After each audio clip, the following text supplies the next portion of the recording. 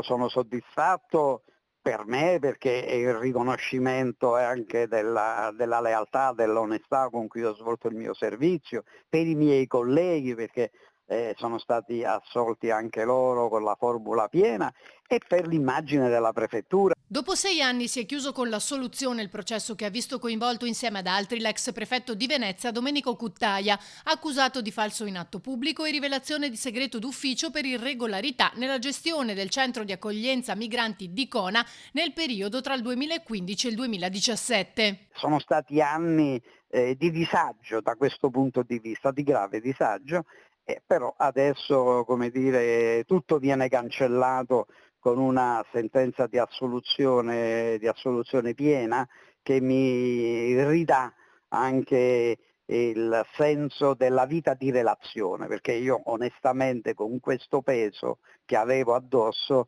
avevo abbandonato un po', ecco. Il Tribunale di Venezia ha scagionato anche l'allora viceprefetto Cusumano e la funzionaria del settore immigrazione Spatuzza. Per la procura, Cuttaia, difeso dagli avvocati Madia e Rucco, aveva comunicato in anticipo alla cooperativa che gestiva il centro l'arrivo delle ispezioni e dichiarato il falso alla commissione parlamentare e alla cabina di regia sull'immigrazione.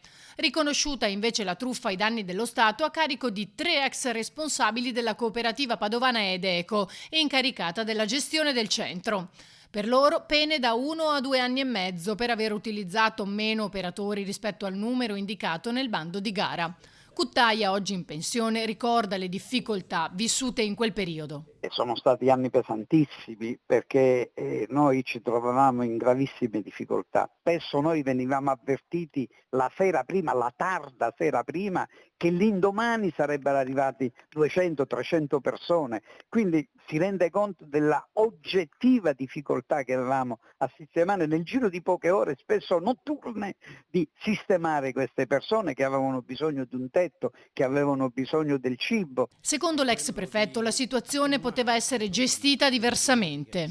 Se ogni comune avesse dato la propria disponibilità, noi avremmo potuto raccogliere in ogni comune 20, 30, 40, 50 persone e quindi garantire a loro un'accoglienza più che dignitosa. Troppo, anziché tenerli sulla strada al ghiaccio e creare gravi problemi di ordine pubblico, abbiamo dovuto giocoforza, abbiamo dovuto adottare quella soluzione che ha dato tanti problemi a Venezia come altrove.